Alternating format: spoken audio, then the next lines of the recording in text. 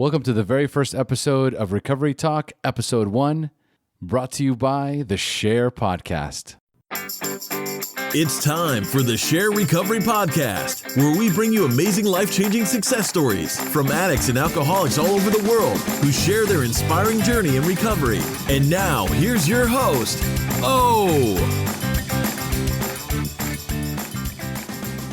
Hey everybody, and welcome to the very first episode of Recovery Talk, brought to you by the SHAIR podcast. Moving forward, every Thursday I will be launching a mini episode called Recovery Talk. And the purpose of these episodes is to provide tools, tips, or techniques that will help make your life in recovery easier. Each episode will provide actionable steps on one topic that will empower you to take action immediately. And today's topic comes from the SHAIR podcast private accountability group, where one of our members posted about peer pressure. So today's topic is all about peer pressure.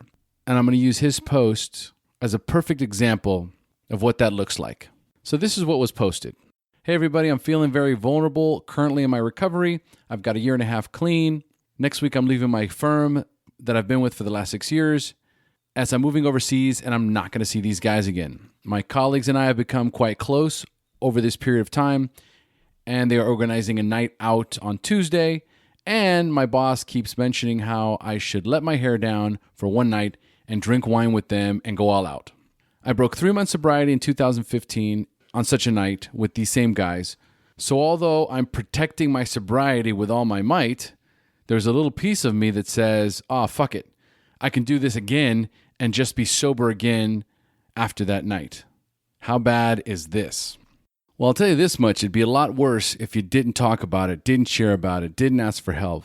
Because just the simple fact of asking for help makes all the difference in the world. When I was growing up in grade school, high school, I was bullied as a kid. And when I started drinking, miraculously, it all went away. So for me, the realization that I came to was that alcohol equaled confidence. Alcohol equaled being a part of. So if they were doing it, I was doing it. If they were going to go to a party, I was going to go to a party. If they were beer bonging, I was beer bonging. If they were smoking weed, I was smoking weed. I was terrified of being left out. I was terrified of being bullied or ostracized. All I wanted to do was fit in. So I was willing to do whatever it took, compromise whatever principles I had to be a part of. So when I got sober, that begs a question of who am I now without the alcohol? So I think in early recovery, that's a big question for many of us. Anytime you're in a situation like this, you have to ask yourself good questions, better questions. What am I afraid of? Am I afraid of drinking, or am I afraid of not being accepted? There's the cliche that we hear in recovery, which is you can't save your ass and your face at the same time. You have to stand for something or you'll fall for anything. So when faced with a situation like this, where you're feeling the peer pressure, where your coworkers are saying, let your hair down, it's just one drink, it's just one night. And in the deep recesses of your mind, you start to contemplate, well, maybe they're right. Maybe it's just one night and it's just a few drinks. And how bad could it be anyway? If we peel the layers back, what we find is this deep-seated need for acceptance. Now, because this was posted in the Facebook private group, there was a lot of suggestions. There was over 30 responses to this particular post. And the thing to take note of the most is that we were all on the same page. Here's a topic up for discussion about a potential relapse due to peer pressure. And the general consensus was, are you out of your fucking mind? Why would you do that? That's the most important question you have to ask yourself. So if it was me, this is where I come from. And again, I have been in recovery for 14 years, so I come from a place of absolute clarity. And that clarity is that I'm an addict, that I'm an alcoholic, and that I am powerless over that first drink or that first drug. Second of all, everyone that I know, especially people that I work with, know that I'm an alcoholic in recovery, that I go to meetings, that I don't drink under any circumstances, that I'm an alcoholic. I'm certainly more concerned with my sobriety than I am with my anonymity, if that's what the concern is. Once I make that declaration, once somebody asks me why I don't drink and I say I'm an alcoholic, that's the end of the conversation around drinking or offering me a drink. And in almost every case, it's mad respect. It's somebody saying, Good for you, man. That's awesome. And I don't say it to get an attaboy. I say it to protect myself and to protect my recovery. When I was first getting clean, my sponsor said, "Do you love your daughter?" I said, "Absolutely. There's no question about it." "What would you do to protect your daughter?" I go, "Whatever I had to. I would protect her with my life." And he looked at me and he said, "That's the way you need to look at your recovery. You need to protect it with your life. Because without it, everything that you work for will disappear overnight." So to entertain the notion that you can go out one night and just come back is the dubious luxury of normal men, which we are not. Every alcoholic has this fantasy, this dream that someday you will be able to drink like normal people. We are not normal people. To give up a year and a half of sobriety for something as meaningless as a going away party begs the question of how valuable my recovery is to me. What value do I place on that? There's so many of us that have made that choice, that have said, I've got a year, I've got 2 years, I've got 6 months, I've got 3 months.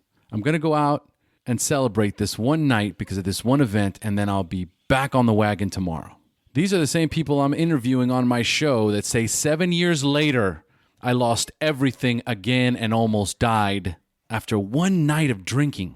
The truth of the matter is that we're probably not even talking about peer pressure. Think about it. Is it really peer pressure, or am I just leaving the door open for an opportunity? By making the decision to not tell my coworkers that I'm an alcoholic, that I have a drinking problem, would it be conceivable that possibly what I'm doing is holding on to a reservation? Now, the best part about this particular post is the fact that it was posted. Many of us won't even discuss it. Many of us don't post, don't call our sponsor, don't reach out to somebody else and ask for help or ask their advice. Many times we make the decision on our own based on supposed peer pressure, because I got to be able to blame somebody or something. It was somebody else. It was peer pressure.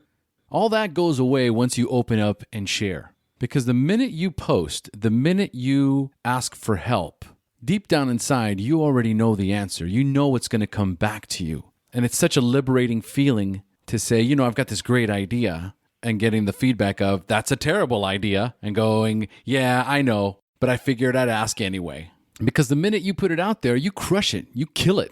So let's do a quick recap. Here's some questions you need to ask yourself. First of all, is it peer pressure, or am I just leaving the door open for the possibility? Do I have a reservation still about drinking? Number 2, is it more important for me to be sober or for me to be accepted? Number 3, what value do I place on my recovery? Why would you give up a year and a half of sobriety for one night of drinking? I think it's very clear that unless we're willing to stand up for ourselves and be loud and proud about our recovery, we are opening ourselves up for a relapse. So once you've asked yourself those questions, the suggestions become quite clear. Number 1, you become 100% honest and transparent about your sobriety. You tell your coworkers that you're an alcoholic and that you're in a program of recovery, and under no circumstances do you drink. Number 2, make sure you ask for help. You post it in the Facebook group. You talk to your sponsor. You talk to a friend. You share about it in a meeting. You get it out of your head. You vocalize it to somebody else or to a group, because we are only as sick as our secrets. The minute it comes out, it dies in the light of day. And number 3, if you just can't manage to make a decision about any of what we've discussed, then don't do anything at all. Don't go to the party. Thank you so much for joining us on this very first episode of Recovery Talk, brought to you by the SHAIR podcast. And for those of you that would like to participate in the SHAIR private group, go to Facebook, go to the search bar, type in SHAIR private group. SHAIR is spelled SHAIR. The group will pop right up. Click on the join button. We'll add you immediately. Become a part of the solution. And if you're listening to this episode for the very first time and you haven't heard any of the SHAIR podcast stories because they're an hour or an hour and a half long, do yourself a favor. If you're somebody who's struggling with addiction and need to find wholesome ways to pass the time, then do yourself a favor. Listen to an episode of the SHAIR podcast. It's regular people, just like you and me, who share their story. the battle against drugs and alcohol, the wreckage it caused in their life, when they hit rock bottom, and then finally, their inspirational journey into recovery up until today. Sharing helps addicts in recovery. HP, baby.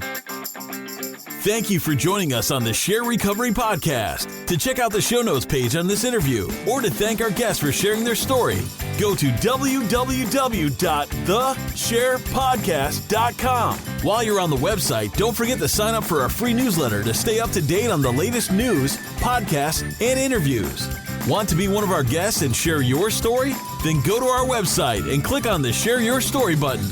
We share our inspiring recovery stories every Tuesday, so subscribe to our show on iTunes or Stitcher Radio to get your free weekly download. We'll see you then. The opinions shared on this show reflect those of the individual speaker and not of any 12-Step Fellowship as a whole. And though we discuss 12-Step Recovery and the impact it had in our lives, we do not promote or endorse any 12-Step Anonymous program.